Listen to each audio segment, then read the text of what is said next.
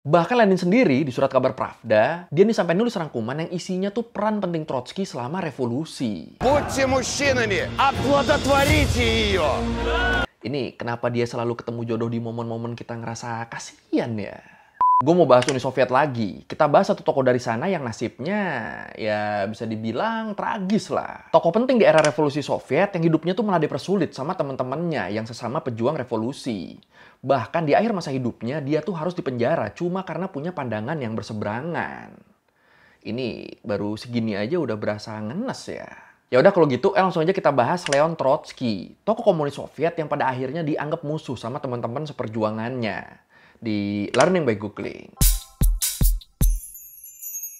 Oke, buat tahu gimana Trotsky ini bisa jadi tokoh komunis yang ditakutin sama temennya sendiri, sebelum itu enaknya kita bahas dulu ya awal-awal kehidupannya Trotsky ini. Jadi Leon Trotsky itu sebenarnya nama samaran, nama asli dia tuh Lev Davidovich Bronstein. Dan dia nih lahir di tahun 1879. Nah, Trotsky ini, atau waktu itu namanya masih Bronstein, dia ini adalah anak keturunan Yahudi kelahiran Yanovka, Ukraina.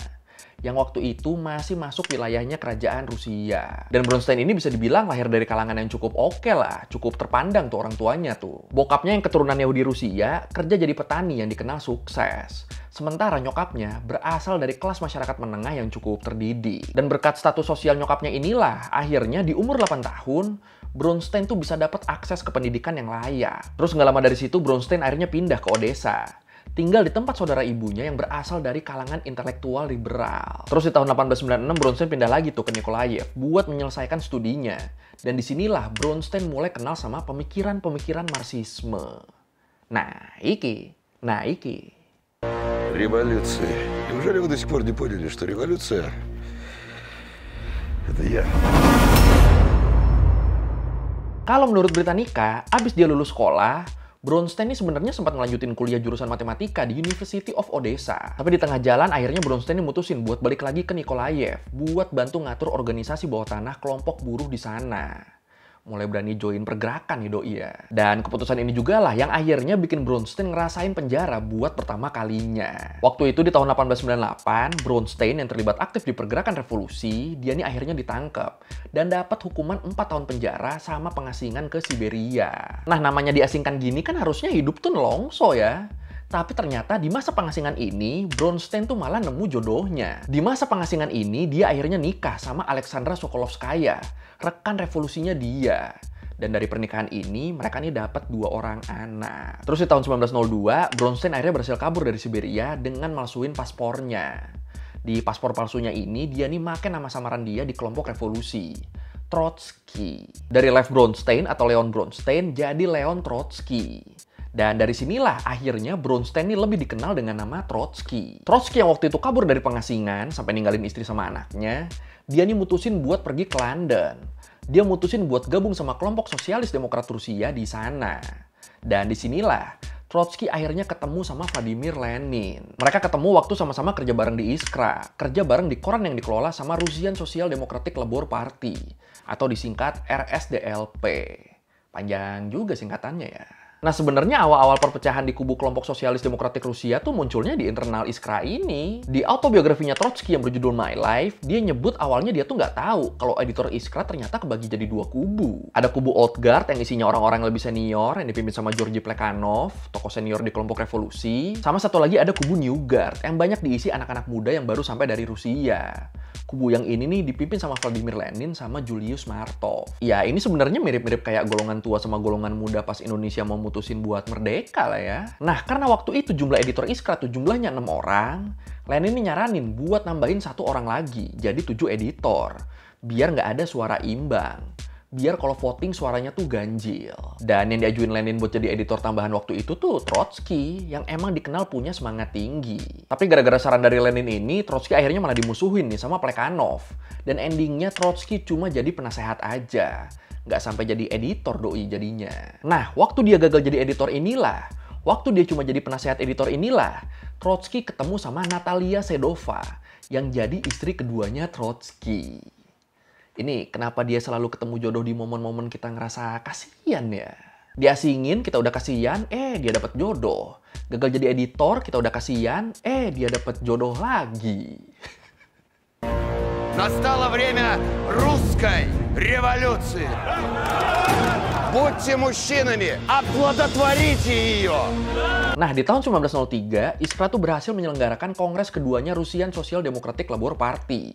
Tapi sayangnya di kongres kedua RSDLP ini terjadi perpecahan lagi nih. Kali ini perpecahannya tuh antara kaum Bolshevik yang pengen segera dilakukan revolusi meskipun harus dengan kekerasan, sama kaum Menshevik yang lebih moderat, yang lebih mengedepankan diplomasi. Nah, di sini Trotsky, dia nih ada di pihak Menshevik, bareng sama kebanyakan editor Iskra lainnya. Ya, dia lebih milih jalan damai lah intinya buat proses revolusinya. Di sisi lain, Lenin yang mimpin kaum Bolshevik, dia nih malah dapat dukungan dari Plekhanov, si pemimpin kubu Old Guard tadi.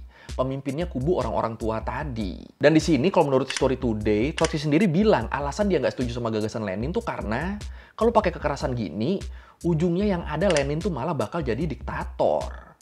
Dan bener kejadian sih ya. Kan salah satu julukannya Lenin waktu jadi pemimpin Soviet kan Lenin the Diktator. Tapi ternyata dukungan Trotsky ke Menshevik ini juga nggak lama. Karena dia ngerasa Menshevik ini lama-lama juga udah mulai nggak bener nih. Makanya akhirnya selama bertahun-tahun Trotsky tuh nyebut dirinya sebagai sosial demokrat tanpa faksi. Dan dia juga berusaha ngedamain kelompok-kelompok RSDLP yang lagi berkonflik tadi. Dia tuh jadinya tuh kayak, ayolah, tujuan kita kan sama. Masa malah jadi kepecah gini cuma karena beda metode? Tapi sayangnya usahanya ini nggak membuahkan hasil. Dan dia malah dimusuhin sama petinggi-petinggi partai. Dia malah dimusuhin sama kedua kubu. Termasuk di sini Lenin. Gitu ya perpolitikan tuh ya.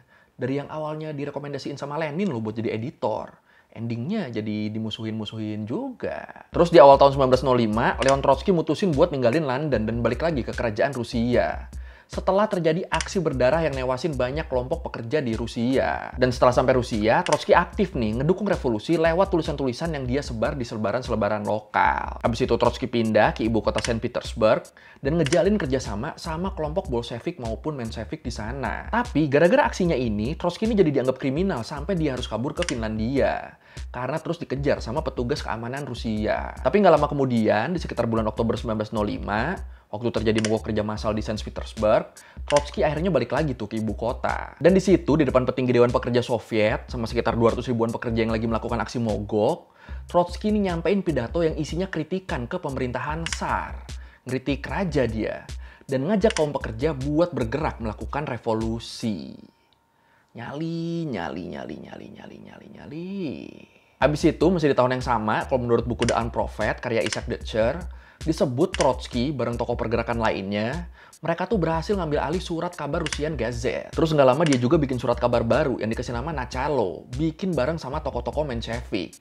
Sampai akhirnya surat kabar ini jadi populer di kalangan pekerja Saint Petersburg dan punya andil besar dalam ngobarin semangat revolusi kaum pekerja di sana. Tapi sayangnya gara-gara sikapnya yang vokal ngedukung revolusi, di bulan Desember 1905, Trotsky bareng sama para petinggi kelompok pekerja, mereka ini ditangkap. Dan di tahun 1906, Trotsky dijatuhi hukuman pengasingan di Siberia lagi. Sumpah ini gue kalau denger dia diasingin tuh gue malah mikirnya bakal ketemu jodoh lagi gak nih? Страх лежит в основе любого порядка. Tapi lagi-lagi Trotsky berhasil kabur dari pengasingan nih, dan kali ini tanpa ketemu jodoh dulu. Dan setelah kabur ini, dia sempat beberapa kali pindah kota. Sampai akhirnya dia menetap cukup lama di Wina. Nah, selama di Wina, di biografinya, Trotsky ini bilang kalau dia sering terlibat di kegiatan Partai Sosialis Austria sama Jerman. Terus di sini juga dia mulai ngembangin surat kabar baru yang dikasih nama Pravda, dan nyelundupin surat kabar ini ke kerajaan Rusia. Di saat bersamaan, karena sikap Trotsky yang nggak memihak Bolshevik maupun Menshevik, surat kabar dia ini nih akhirnya jadi populer di semua kalangan kelas pekerja Rusia. Dan karena ini juga akhirnya surat kabar ini tuh dapat pendanaan dari Komite Sentral Rusia yang waktu itu dikuasain sama kaum Bolshevik dan dipimpin langsung sama Lenin. Kenapa Lenin mau ngedanain? Harapannya sebenarnya waktu itu biar surat kabar bikinan Trotsky ini bisa jadi pemicu penyatuan kelompok Bolshevik sama Menshevik. Harapannya. Tapi ternyata gagal. Dan sayangnya setelah upaya penyatuan dua kelompok ini gagal, Pravda tuh malah ditutup di tahun 1912. Dan yang bikin Trotsky emosi di sini, abis Pravda resmi ditutup, nama Pravda tuh malah dipakai sama kaum Bolshevik buat jadi nama surat kabar bikinan mereka sendiri. Ya siapa yang nggak emosi ya digituin ya. Dan ya udah, dari sini ketegangan Trotsky sama Lenin plus Bolshevik akhirnya meningkat. Ditambah Trotsky itu mengecam keras tindakan kaum Bolshevik yang sempat ngerampok bank demi mendanai partai mereka. Makin selek udah tuh mereka tuh. Tapi walaupun hubungannya udah meruncing gini, Trotsky itu sebenarnya waktu itu masih nyoba buat nyatuin dua kelompok ini loh. Tapi kelompok Bolshevik yang udah terlalu kuat waktu itu bikin upaya Trotsky ini gagal. Sayang banget ya.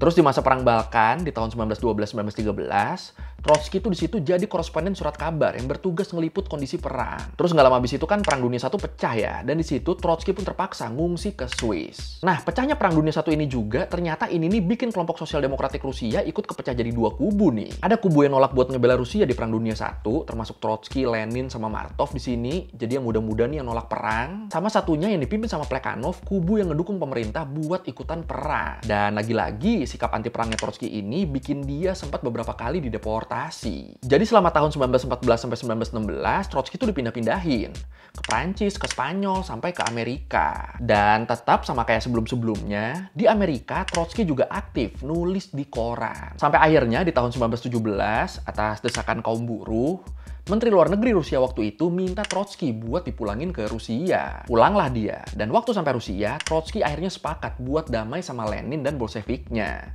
Walaupun tetap dia nggak mau gabung ke Bolshevik di sini. Nah, di saat bersamaan, di tahun 1917 ini juga terjadi beberapa kali revolusi di Rusia yang bikin Trotsky ini harus ditahan beberapa kali. Sampai kemudian kayak yang kita tahu, revolusi Bolshevik tuh berhasil ngegulingin pemerintahan Tsar Nicholas II. Dan selama revolusi berlangsung, Trotsky itu dianggap punya peran yang penting buat Bolshevik. Bahkan Lenin sendiri di surat kabar Pravda, dia nih sampai nulis rangkuman yang isinya tuh peran penting Trotsky selama revolusi. Isinya itu doang, jadi jasa-jasanya Trotsky doang. Bahkan saking berpengaruhnya, Trotsky itu jadi sering disebut sebagai orang penting kedua setelah Stalin di Bolshevik. Apalagi setelah Trotsky berhasil ngegagalin pemberontakan yang direncanain sama kelompok pro-Tsar. Ini kocak juga ya. Join gak mau, tapi ngebantu terus. Sampai dianggap berjasa banget loh. Народ украинский хочет ли он жить особой жизнью от остальной советской России? Нет, он хочет дружного братского союза и неразрывной связи. Nah, setelah kekuasaan Rusia diambil alih sama kaum Bolshevik di masa-masa transisi jadi Soviet, Trotsky di situ diangkat jadi komisaris luar negeri. Terus nggak lama dia diangkat juga jadi komisaris perang. Dan walaupun sempat dapat banyak kritik dan diraguin sama banyak tokoh komunis lain, tapi Trotsky bisa ngebuktiin kalau mereka semua salah. Di tangan Trotsky, dia berhasil ngebangun ulang Red Army. Ngebangun ulang tentara merah yang awalnya tuh isinya cuma tentara revolusi aja. Nah, terus habis dia jadi komisaris perang, Trotsky juga ngambil keputusan buat ngerekrut mantan anggota militer kerajaan yang dia rasa punya pengalaman lebih baik. Jadi yang dia rasa, wah ini jago nih, kayak ini berguna nih, ini pengalaman di perangnya banyak nih, ini berguna nih, itu direkrut tuh sama dia tuh.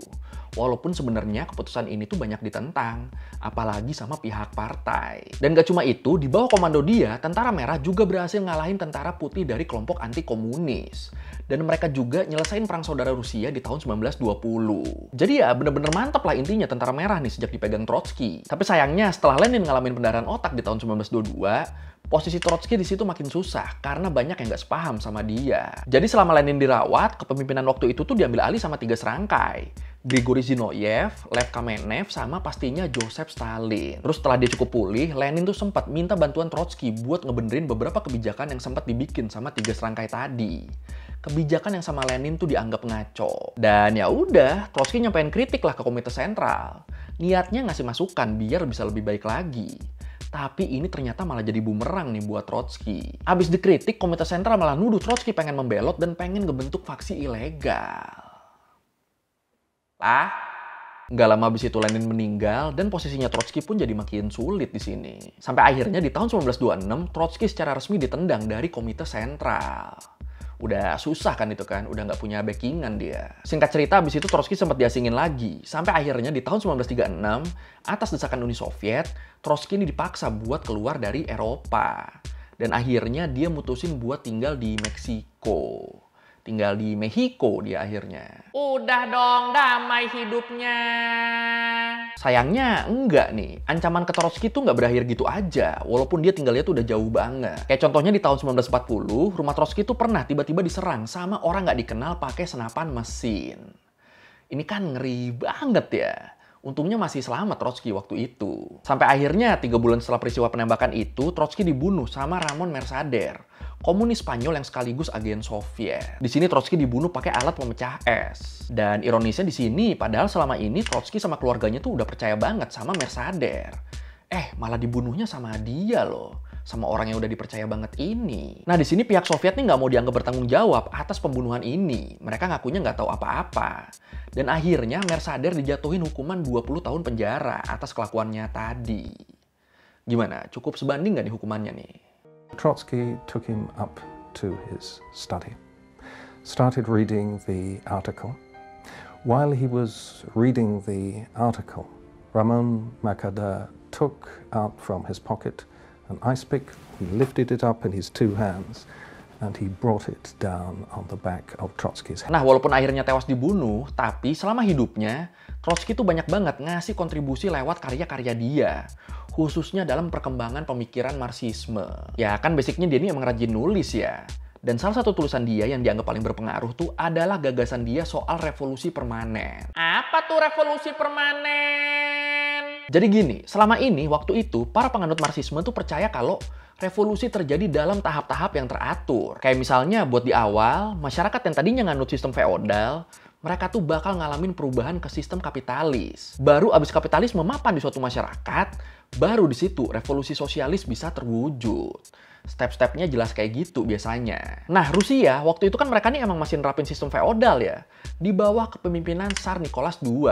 Dan karena masih di tahap feodal, masyarakat tuh harus dibawa dulu ke sistem kapitalis. Sebelum nantinya ada revolusi sosialis. Dan karena banyak yang, ya bisa dibilang mengimani step-step ini, makanya waktu itu banyak banget tuh penganut Marxis di Rusia yang akhirnya bekerja sama kelompok borjuis, sama kelompok pemilik modal, buat ngegulingin kepemimpinan Tsar. Pokoknya mereka mikirnya revolusi borjuis itu harus terjadi dulu, biar negaranya jadi kapitalis dulu. Baru deh tuh nantinya disusul sama revolusi sosialis. Nah, Trotsky, dia nih nggak setuju sama gagasan ini. Menurut dia harusnya kelompok sosialis tuh bisa langsung revolusi. Jadi menurut dia nggak perlu tuh nunggu kapitalisme jadi mapan dulu, baru ada revolusi sosialis. Menurut dia nggak perlu kayak gitu. Dan buat mewujudin itu, menurut Trotsky, sebuah negara tuh harus jadi negara pekerja. Biar peran borjuis bisa langsung digantiin sama kelompok proletar. Bisa langsung diganti sama kelompok pekerja. Terus Trotsky juga bilang, ini adalah tugas kita untuk memastikan revolusi menjadi permanen. Sampai semua kelas pemilik modal disingkirkan dari kekuasaan dan digantikan oleh kelas proletar. Dan sampai asosiasi kaum proletar di seluruh dunia bisa berkembang jauh, tidak mengalami perpecahan, dan memastikan kekuatan produksi ada di tangan para pekerja.